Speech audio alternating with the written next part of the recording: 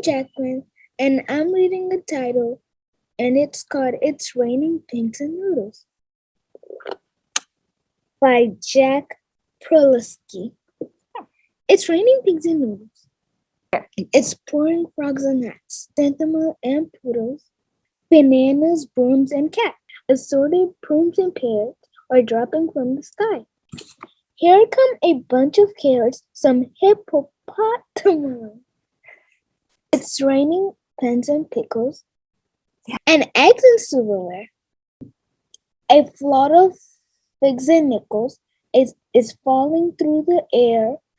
I see a sweater, a clock, a model train. I like this so much better than when it's raining rain. I hope you guys enjoy my pollen. Thank you.